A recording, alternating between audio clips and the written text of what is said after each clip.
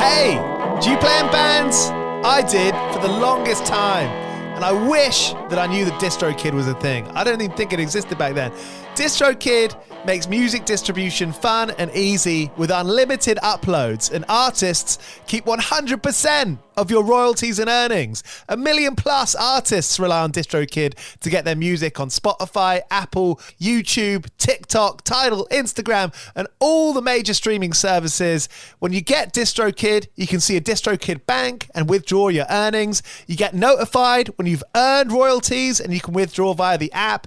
And you can even check your streaming stats on Spotify and Apple. Get 30% off your first year on DistroKid by going to distrokid.com/VIP/101pod. 30% off for your first year. That's not bad. We know it's a tough world out there. Why don't you make it easier for yourself? And to get 30% off that free year as an artist, where you get 100% of your royalties and earnings, go to distrokid.com/VIP/101pod. All right, stay with me. I'll be right back after this. Ryan Reynolds here from Mint Mobile. With the price of just about everything going up during inflation, we thought we'd bring our prices down. So to help us, we brought in a reverse auctioneer, which is apparently a thing. Mint Mobile Unlimited Premium Wireless. How to get 30, 30, bit to get 30, bit to get 20, 20, 20, bit to get 20, 20, bit to get 15, 15, 15, 15, just $15 a month? Sold! Give it a try at mintmobile.com/switch. $45 up front for 3 months plus taxes and fees. Promo rate for new customers for limited time. Unlimited more than 40 gigabytes per month. Slows full terms at mintmobile.com. It's time for today's Lucky Land horoscope with Victoria Cash. Life's gotten mundane, so shake up the daily routine and be adventurous with a trip to Lucky Land. You know what they say, your chance to win starts with a spin. So go to LuckyLandSlots.com to play over 100 social casino-style games for free for your chance to redeem some serious prizes. Get lucky today at LuckyLandSlots.com. Available to players in the U.S., excluding Washington and Michigan. No purchase necessary. VGW Group. Void where prohibited by law. 18 plus. Terms and conditions apply.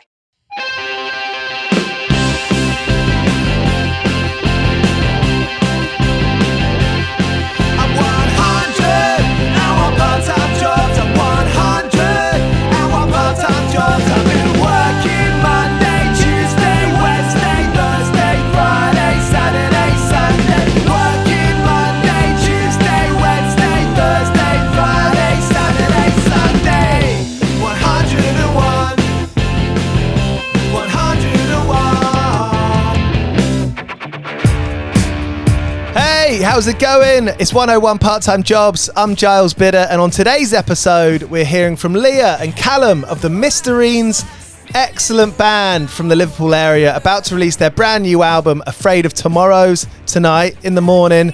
It's a great record, produced by John Congleton, the legendary US producer who's made records with Lucy Dacus and Modest Mouse. John Congleton, along with the Mysterines, have created an amazing sounding record with Afraid of Tomorrows.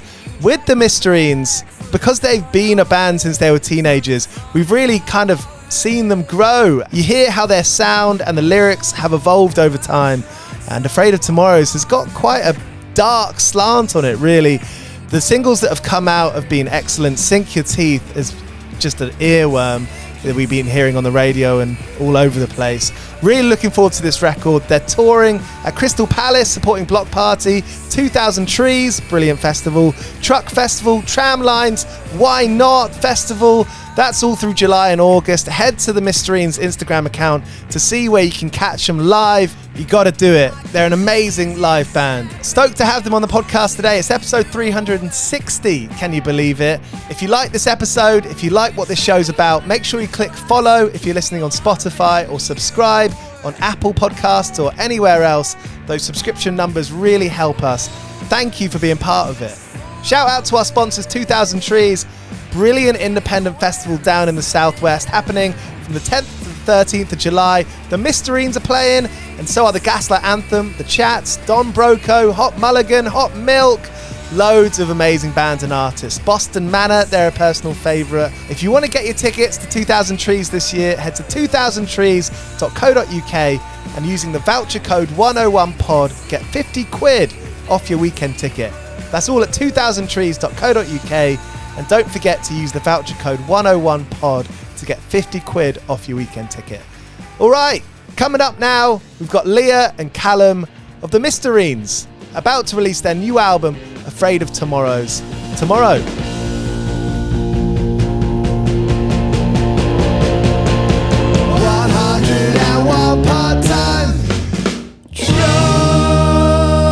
I've got a dog called Max at my mum's house. Yeah. He's pretty complicated, to be honest, is the best way to describe my dog. But he's... I'd go as far as saying the most complicated dog that I think I've ever came across. Complicated. Yeah, he is like... And that's kind of saying something. Yeah. That's being generous. Pretty let's say. eccentric, like wacky. Okay. He's a bit mad. How so? Is he shy? No. No, absolutely not. No, not shy. The opposite. Just hyperactive. I've never seen a dog with so much energy. He eats anything on sight. He will chew anything on sight. Yeah. He will run around. It kind of suits me to have a dog like Max, really. It makes sense. But no, he's great. He's quite old now, although you wouldn't be able to tell by his behaviour. Okay. I think he's like 11 this year. Will he eat like the chocolate cake, all the stuff that's supposed to kill him? Just, yeah, everything. But he's fine. And he's always been sound, to be honest. Good on So him. after consuming it, like obviously we don't give it to him, but like if he consumes it on his own accord, you know, I don't know about it, like he's been fine. He's like us. We go through some stuff. Yeah. Yeah. I mean, Max has probably lived on a diet of like Lego, Barbie dolls, and old mobile phones for like the last 10 years. He's like a robot dog, nuclear dog. Nuclear dog. How's your diet been like? I asked you the same question last weekend, Callum. You said you like your Dairy Lee Lunchables. What are your when you're home from tour? Do you get into cooking? Yeah. Yeah. I think that's one kind of big day-to-day routine thing that you can't do when you're traveling is look after your own food situation. Do you get into it when you're at home? Probably pick the best two members to talk to about this because Yeah, we're probably the most. We take that into consideration probably more than the others. Me and Leah went on this weird quest over the years to try and get to the bottom of what is the best and healthiest option to have on a rider, and we've kind of like ebbed and flows through some different things. And I think we kind of landed on salmon and cream cheese wraps, which are like with like avocado. Yeah. like avocado and like some lettuce and tomatoes and stuff. That's probably the best one we've done, but we've done a few good. We've been through the motions with it, let's say. I had the phase of spinach for a bit, actually. Remember that? Yeah, oh yeah. Falafel is a good one. Falafel, yeah. It's kind of trying to figure out what you can eat that you can get on a rider that is still tasty. Yeah. Love it. Salmon and cream cheese bagel. I think that is the superior bagel. Yeah. That is the superior bagel, but the problem is the bagel is big, thick, like doughy in it. Yeah. So you're eating bagels every day and you're just kind of like feeling bloated. So like the wrap was kind of the best of both worlds. And when we were in America, we kind of were pimping up the salmon and cream cheese wraps. So we were like scrunching loads of like crisp into them, or like we had like capers. Yeah. Yeah, like That truff sauce. It's America. yeah. And our tour manager, he kept singing its praises for ages, so we ended up getting it. And it was Boss. George actually loved it the most. He was putting it on fucking Everything. Well, in the States, you get proper seasoning, like that Lowry salt that you get in all different kinds of flavours. That makes it. Yeah, good, innit? Yeah. It is a challenge though, trying to kind of keep on top of it, because like, I don't know, it's hard, innit? I think it's hard trying to kind of do as many miles and play as many shows or whatever that you do, and kind of keep everything above water, like with your diet and other things, you know what I mean, that creep in.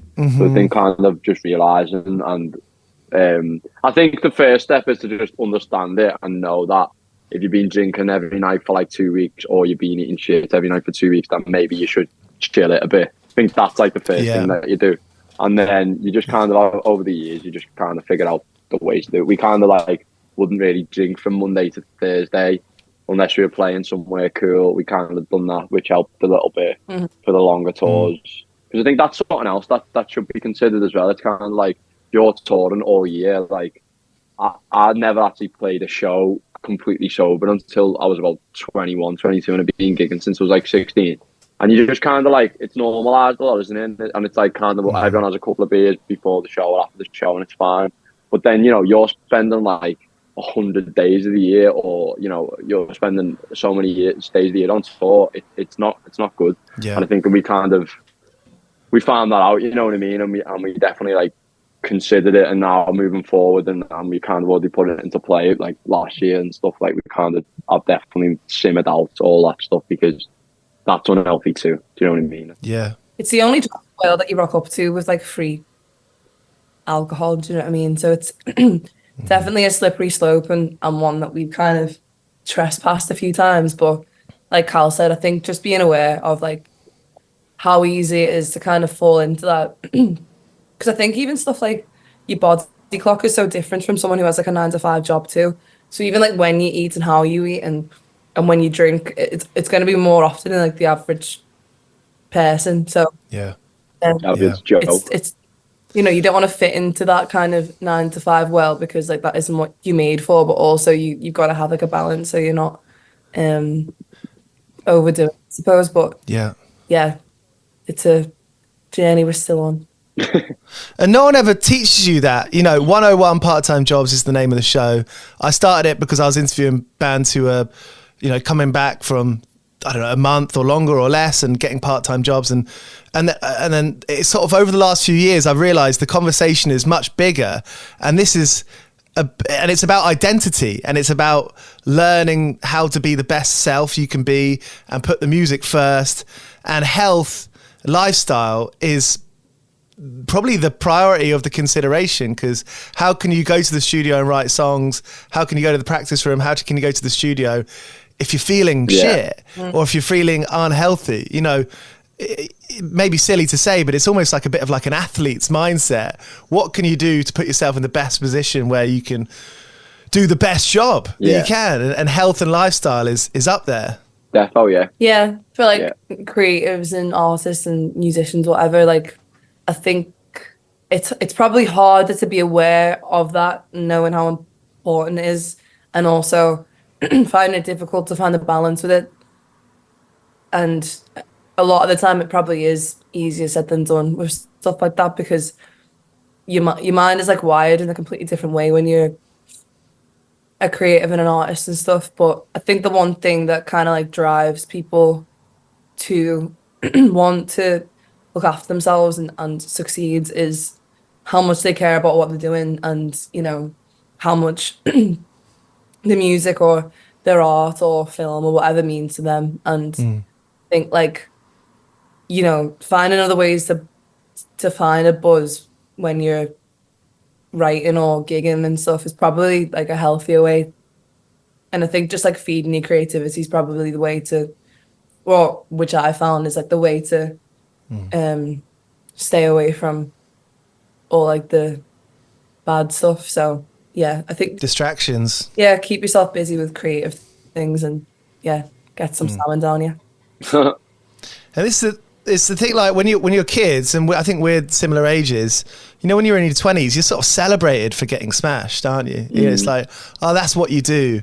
And I feel like you have to learn for yourself, sort of maybe the hard way most of the times. You're like, oh, I've felt rough now every day for months. That's the thing. I should probably do something about it. Yeah, I remember, like, never forget, there was a couple of years back now, and we kind of like toured extensively, like kind of the year before the record, and then kind of like, or maybe just after COVID, so gearing up to the first record release, and then for the following 2 years after, it was like kind of flat out touring. And so we were young, and we kind of got, you know, you get into all that stuff, and you're having fun, and you're doing all them things that you do when you're 21, 22. And then I'll never forget, there was like this, it was a support band, and we were like having a drink with them and stuff after the show, and they were like, oh, like, have you had a drink every night? Or what they said, something like, oh, did you get like fucked every night? And we were like, eh. And it kind of like, remember like looking at the air and thinking like, oh, like, I think we have. I think we have for like however long, you know.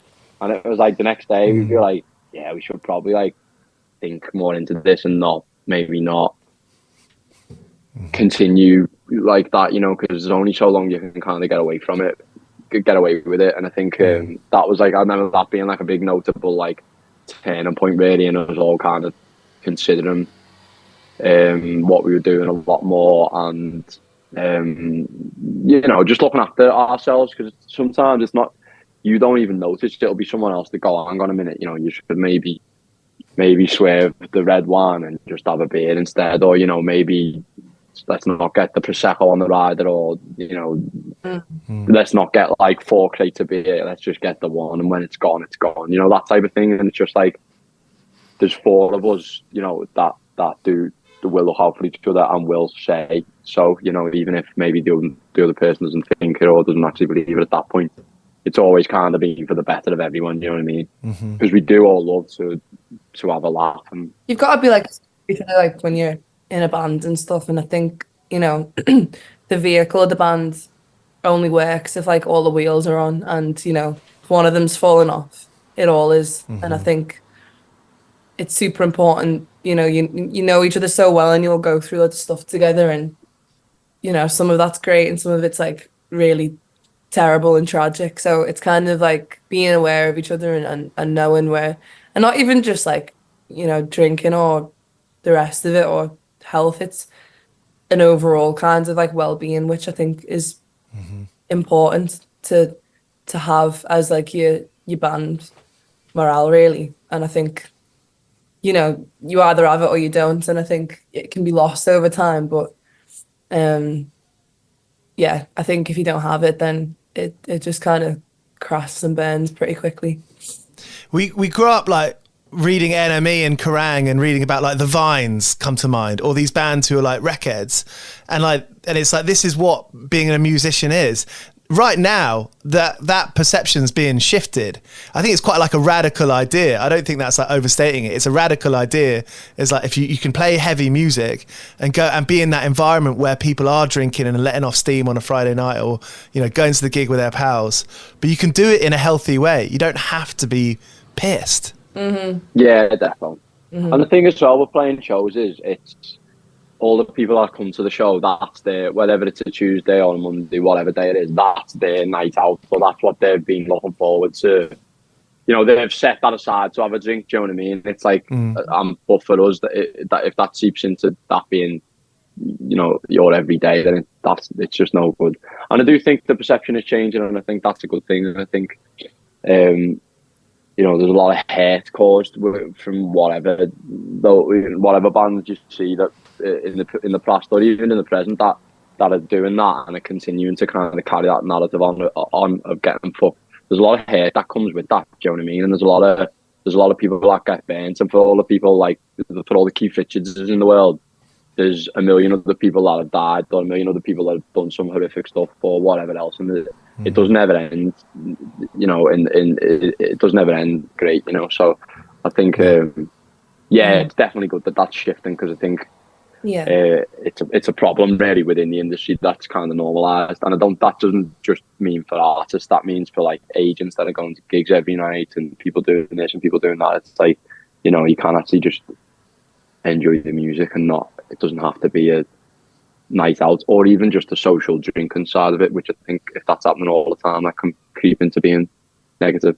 But yeah, I think it is good, and I think it's like subject, and it's one that's like very like sensitive, and I think there should be more help for musicians, to be honest, and like Carl said, people in the industry overall, with things like alcoholism and drug abuse, because they are sensitive, and it's a super, you know, it's a fine line, and it's a hard one to cross, and also to talk about, especially if, you know, they're going through it. Usually they don't even realize it, and even if they do, they don't want to admit it. And I think there needs to be more healthy discussion about it. And I think it's great that more people are becoming sober, and, you know, more often than not, we'll be meeting musicians, and a lot of people, bigger people that we've toured with, they don't drink.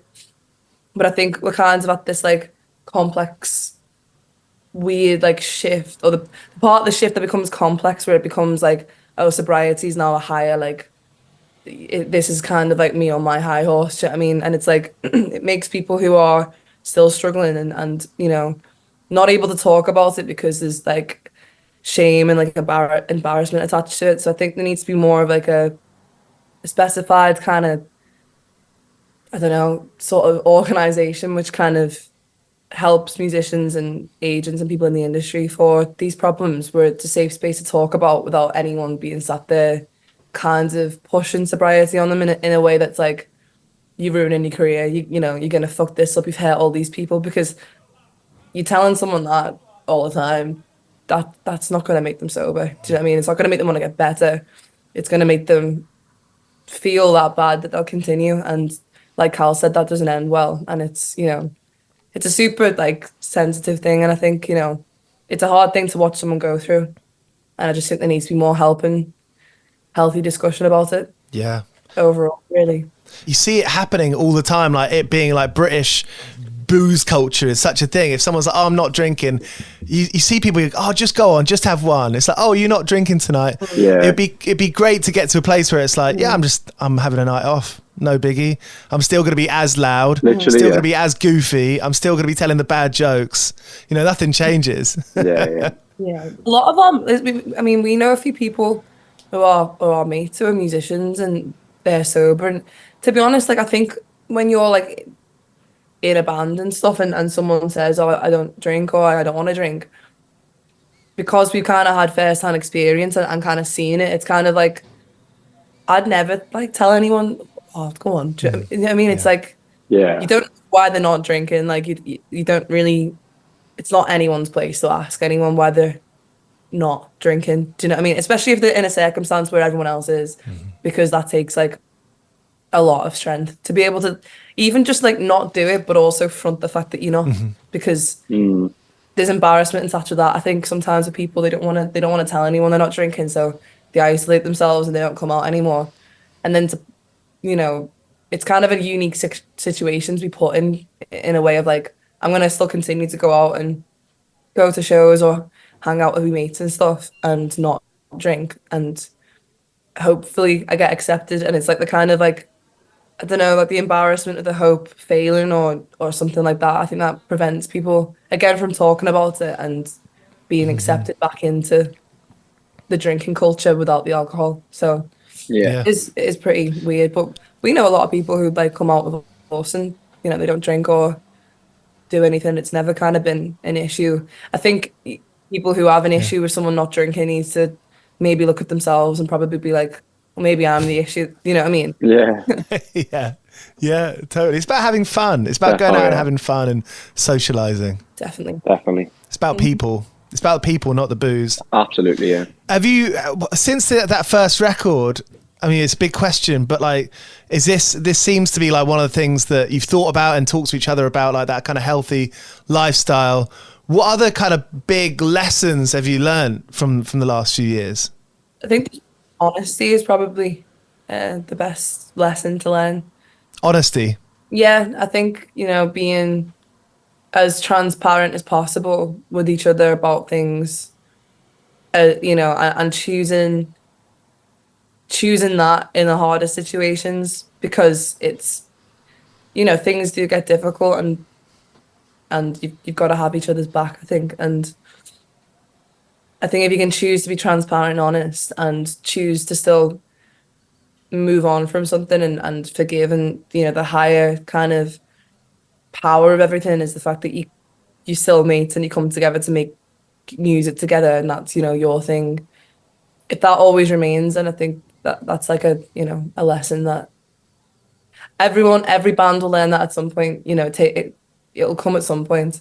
I remember when we came back from that American tour we did, which was like 9 weeks or something stupid, and we were like pretty young and stuff, and we saw, I think it was me and Cal saw Dave McCabe in Elevator, because he practices, the Zootons practice like a few doors down from us. And we were talking to Dave about the whole tour and stuff. And he was like, something like, fucking hell, if you can come back off that tour and still be a band, that's how you know you're a band. And I was like, you know what? I didn't really think of it like that, because he just said he's seen bands through the years go and do that big, massive American tour and come back and be like, yeah, we're not doing this anymore.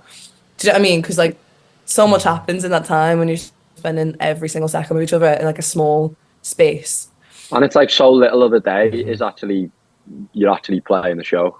The show is like half an hour, and you've got the rest of the day of like, over what could possibly go wrong? You know, it's like it's like you're literally spending like 1 hour or half an hour, 45 minutes, whatever, playing the show, and then it's the rest of the day, and it's everything else. That I think for us the biggest thing was that like it's kind of like there's so much, you go through so much levels together. It's like we've literally been through like adolescence together, known each other since like 17, 18.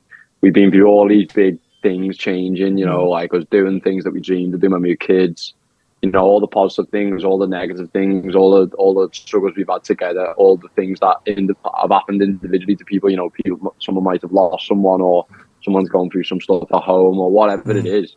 And we're all kind of in this big incubator of that. And it's kind of like, I think that being like the biggest lesson, and kind of how to like navigate that, and still be able to get on stage and do what we do best, you know, because we haven't been like put together in a band to talk about all the other stuff, you know what I mean? We've been put together to play music and to do the creating side of it, and you kind of just got to figure the other bit out for yourselves, and some don't and some do you know what I mean? And I think you look at all these bands that like have had like long careers and stuff like that, and they're the ones that have figured that out, you know, that like how many great bands have only made 1 or 2 records, and it's like it's no surprise really, because although you might be a great band in terms of when you get together to create the music, you might not be able to withstand each other outside the music, and it's the outside the music that actually really matters and transcends the music that you're creating.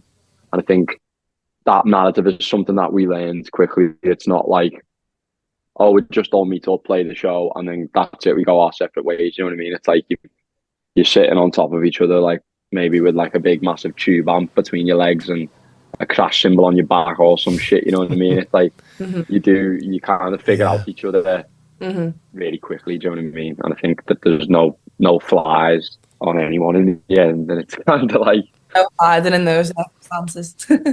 there's definitely. And I imagine one of the big questions is like, okay, you know, we've been a band for this long, which already feels like a lifetime, I can imagine, but you're only just starting to scratch the surface. You know, you're only a few years into a career that, I mean, you tell me, but was there a moment where you thought, okay, like what's the long plan here? What's the long, that, you know, do we want to be a band for as long as we can be? Because I guess at some point it comes to that, like, what do we want to do? Like if we had to write it down in a sentence, what do we want to do? I think we just want to continue making records, you know, and always do music. I don't think any of us would ever consider doing anything else, to be honest. I think it's kind of within us all to be musicians, and whether that will always remain in the capacity of the Mysterines, or people will go and do other things and will come, do you know what I mean? That's kind of like an unpredictable, you know, hypothetical situation, I suppose. Yeah, I think, you know, for as long as we enjoy playing together and making records, and that'll probably continue. But I can't really see any of us really doing anything else, to be honest. Yeah. It'd be a bit weird if, you know, that happened. Yeah. I don't think we could survive doing other jobs. I mean, rock and roll, like rock music, guitar music in itself, it's like to me, it's like an impulsive thing. You know, you're living in the moment. Like the thing is all about being like in the moment. You don't want to look too far ahead, but you also want to be like, okay, well, how can we sustain ourselves and come home and not be skint, for example, or have a bed or have a bedroom. What's it been like for you, you know, becoming adults in the time of the Mysterines? Have you been able to kind of come home and live a fairly kind of normal-ish life when you're home? I think we try to. And I think that's the hard bit. It's knowing that, I don't know, it's hard to articulate, but it's kind of knowing that you're home. I always like feel really weird when I come home off tours, because it's kind of like what Lia said before, of like, it's like the most unusual job in the world that you're doing every day, and then you come home and you're kind of sitting around watching like The Chase or whatever, you know. It's like, it can, like, you can lose your mind more in that world than you can the other world where you think you'd lose your mind, do you know what I mean? I actually think when we get going, we're touring, and the wheels start turning, we're playing live. That's kind of when we come into our own more. And I think when we go home, it does get a little bit weird because you feel a little bit distant from each other, or the outside world is kind of portraying what they think about how you're doing, or how successful or how great they think it is. But when it's just us, and like we know what to say and we know what not to say, and ultimately we know not to like piss each other's asses too much. You know what I mean? Or it's a kind of our world that we've created that we survive well in, and then you get home and it's kind of a different thing. Yeah. So I do think the going home is that it can be one of the hardest bits. But as time's going on, I think we're kind of finding ways to cope with that. And ultimately, I just like to keep creating. I always think like when I've been playing guitar every night on stage, I come home and like my guitar playing's like really like at a good point. Do you know what I mean? It's like, but when I've been home for like a couple of months, I'm not playing my electric guitar. I'm like writing on acoustic. I never really pick up an electric guitar at home. I'm like stiff as anything. You know what I mean? So it's like I kind of like coming home, creating, exercising, just trying to do and socialising. Spending time with people that you didn't have a chance to speak to or spend time while you're away. But I do think the coming home's the weird bit, if I'm completely honest. Yeah, definitely is. Because like Carl said, people are perceiving like what you're doing, and we've got our world, and like that's so like important to us, and we kind of stay in that zone when we come home, and everyone, I think we get pretty overwhelmed as a band when people are constantly like, oh, you're doing so well, like like it's just like this big like, don't know, success like bombing. Yeah, do you know what I mean? Being like, oh yeah, you've done this, and I think we just kind of choose to opt out of that, and like Carl said, kind of remain creative and try and remain grounded when we come home, and try and not lose our minds by watching too much of The Chase, because yeah, that definitely does happen. Yeah. 101, 101, part-time jobs, 101, 101, 101, part-time jobs. And when it comes to writing, I mean, the songs on this new record, Afraid of Tomorrow's, is a lot of like the lyrics and the kind of songwriting and like even the melodies, because I think even like melodies you can get from your surroundings. Does what's gone into this record, has it come from what life is like in the Mysterines on tour, or is it as well stuff from back home and like regular day-to-day in quote marks life? We definitely changed the sound, I think, because of how much we toured. We toured so much that first record that we were like, Jesus, we never want to like distort guitars ever that much again and play them that fast ever again, please. So it's like, I think if we wouldn't have toured that much, we'd still probably be doing that, because that's the initial thing in it. It's like plug your guitar in and let's play as fast and as loud, like let's be the Stooges or whatever. But it's like, you do that for like 18 months, night after night. And I remember Lia coming into the dressing room somewhere in America and was like, when we do a record, can we just fucking chill it out, please? It's like, it's kind of like, it takes a toll, Losing my voice every day. There's only so much that you can do. So yeah. I think that definitely was a massive,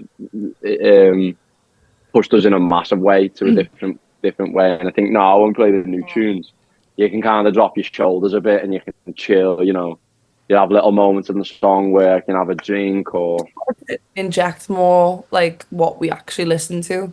Because it's funny, because I remember us saying people must think that we just like rock out all the time in the van and have the tunes like blaring and like really like heavy stuff on, and like really the stuff that we all listen to in the van together is like you probably wouldn't even like think that we listen to, do you know what I mean? Yeah. Like and stuff like that. It's like I think we just wanted to kind of inject more of like a revised sound, and I suppose we learned that like less is more, and the way to kind of carry the world of the record was to be, it doesn't have to be so in your face to get attention. Like it's, it's always the quiet ones that are a bit, that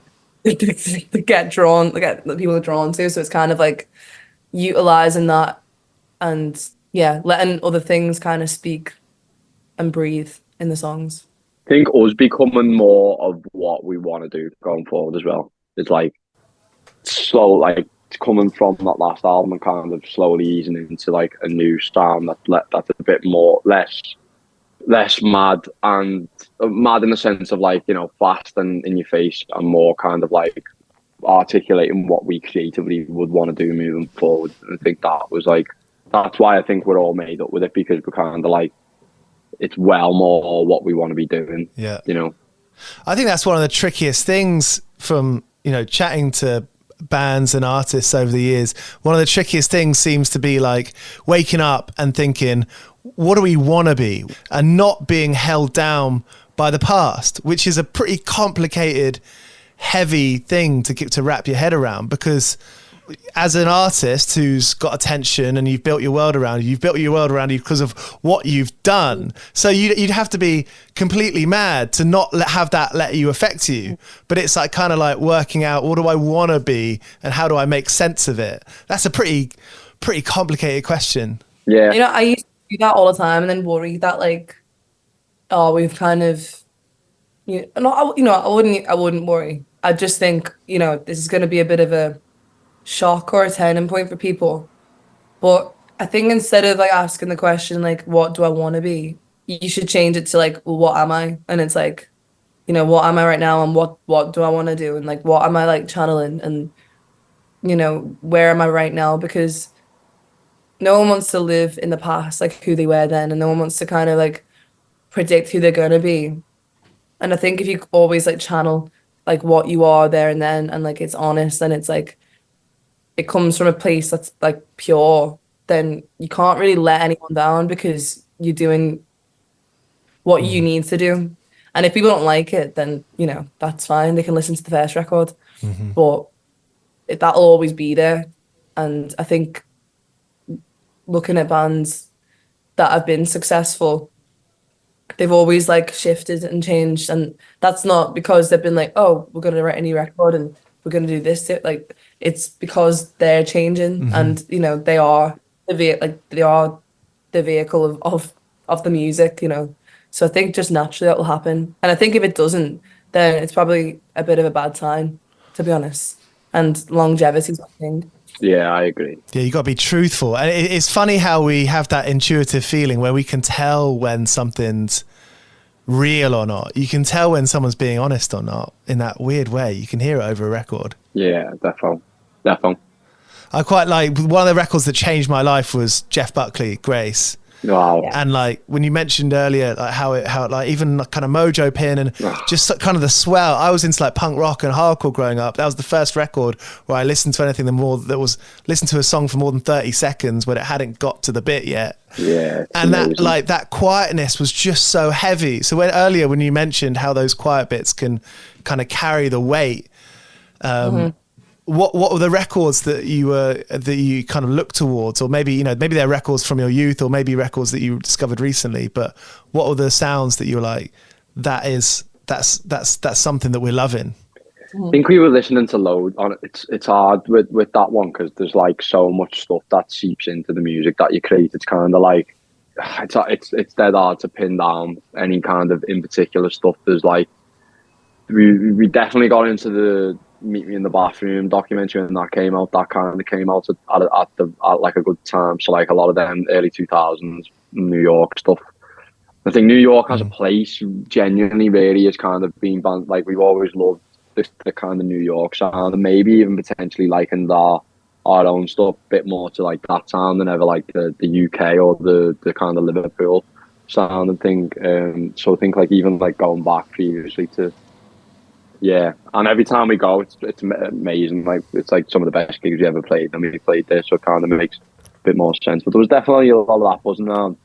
I'm listening to a lot more like quieter, like you said, with like the quieter moments, with like Jeff Buckley, for example, Carry the Weight. I think, you know, we were listening to stuff that kind of did that a bit more, and it was kind of a bit more like introverted in a way. And it's weird because like the interesting thing with stuff like Jeff Buckley and like bands like Sparkle Horse, who we were listening to a lot too, those people are like super into like punk music. Like they love like Black Sabbath and like The Fall and stuff like that.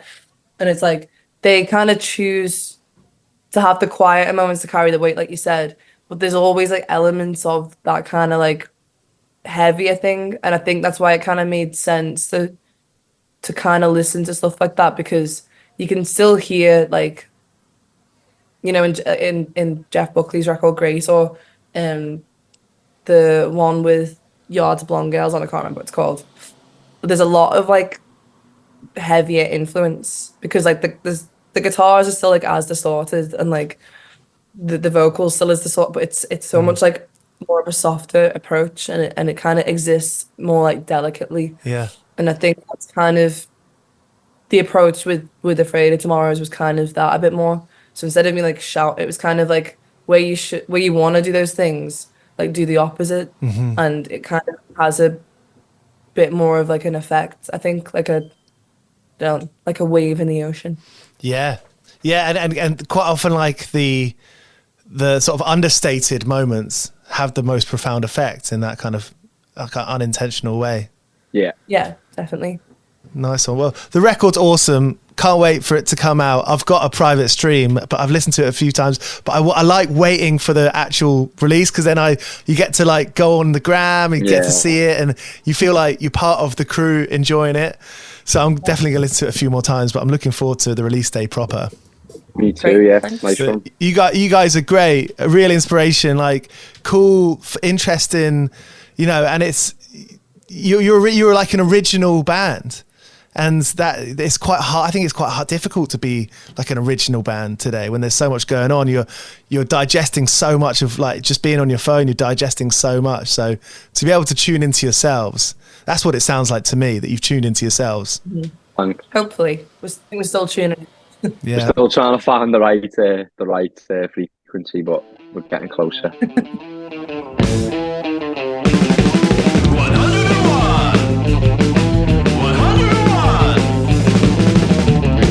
Hey, one last question before I let you go. What's your favourite moment? What are your individual favourite moments on the album? Could be a line, could be like a sound, a guitar, it could be a snare sound. What are your favourite moments? I think for me, recording the drills on Junkyard Angel. Yeah. Yeah, power drills. Yeah, we had the power drills off because John hadn't finished, well, sort of finished building the studio, so we were the first band to actually record there. And we just had all these like tools lying around, and I think Carl picked it up, and then I think we were like, can we put it on the track? And like half of us were like, no, and I think me and Carl were like, yeah, let's put it on. And then they got kept on, and I was like, I just love it when the drills come in. Yeah, it's fun, innit? It's like talking about frequencies. It was the right frequency. Yeah, and I just think it's fun, innit? It's like it doesn't all have to be dead serious and dead like, oh, you know, we're making a record, man, and all that shit. It's like that was just us having a laugh and being daft kids. You know what I mean? Like, which is what it's fucking about. At the end of the day, it's like, you know, most of the record we were doing. Yeah, you know, just like it's like have a laugh while you're doing it. You know what I mean? It's meant to be a good thing, and like you've been put in an amazing position to be recording, you know, somewhere amazing in the world. People have put money to you to go and create. So like, why not like get the drills out, or you know, do a few somersaults? Yeah, I got a friend who put a fidget spinner on a track once. No way. Really? Yeah, that's interesting. Yeah. And actually, there's this band called the Lawrence Arms, like this punk rock band, and they had this record where it sounds like an airplane taking off. And I met the guitarist, and I was like, "What is that sound?" Because it sounds like a genuine, like really authentic airplane. And he said, "No, it was a bread knife doing a pick slide as someone else was detuning the guitar, detuning the string." No way. So it was, cool. And it just sounded fucking awesome. There's also a cheese grater on The Last Dance at the very end. Yeah. So when like, the outro thing comes in, there's like got like a spatula and a cheese grater, and like the There's a few little weird rogue moments, isn't there? There's like I was like got into like trying to make my guitar sound super weird, and yellow in a way, and kind of like I was like, I've got this like guild that is just like completely battered, so like I don't mind like kicking shit out of it. And so I was like jamming like screwdrivers into it, and like just like trying to like do me best possible like break. I was trying to break it, but make it, you know, like keep it plugged in. So there was Lia and Callum of the Mysterines, some real talk there. Their new album, Afraid of Tomorrows, is out in the morning. It's going to be a great record. Make sure you stream it, make sure you buy it if you can, and catch them live this summer. Follow them on all the platforms. Cheers for listening to this episode. If you enjoyed it, make sure you click subscribe. Thank you so much for listening. It's all about the listener. We do these for the storytelling, and I'm you really. The good thing about this show for me is that the audience is people like me. So cheers for coming together and being here. I appreciate you. Our sponsors mean that we can keep on running. Shout out to DistroKid. If you head to distrokid.com/VIP/101pod, you can get 30% off your first year. You can put out your own record. If you're in a band or you're an artist, you're not sure how to get out your EP, your album, your new single that you've worked really hard on, DistroKid is the answer. Get your music out on Spotify, Apple, YouTube, Instagram, all the rest of it by signing up at distrokid.com/VIP/101pod and get 30% off your first year and make all your own royalties.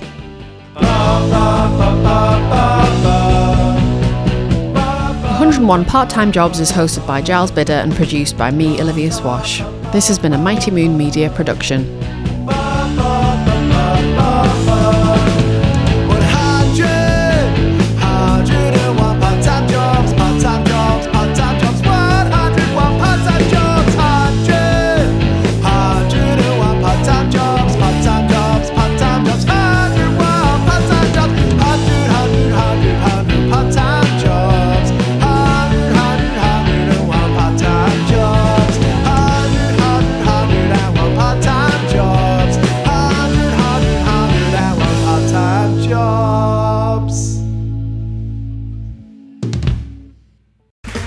Okay, round two. Name something that's not boring. A laundry? Ooh, a book club. Computer solitaire, huh? Ah, oh, sorry, we were looking for Chumba Casino. That's right, ChumbaCasino.com has over 100 casino-style games. Join today and play for free for your chance to redeem some serious prizes. ChumbaCasino.com. No purchase necessary. Void where prohibited by law. 18+ terms and conditions apply. See website for details.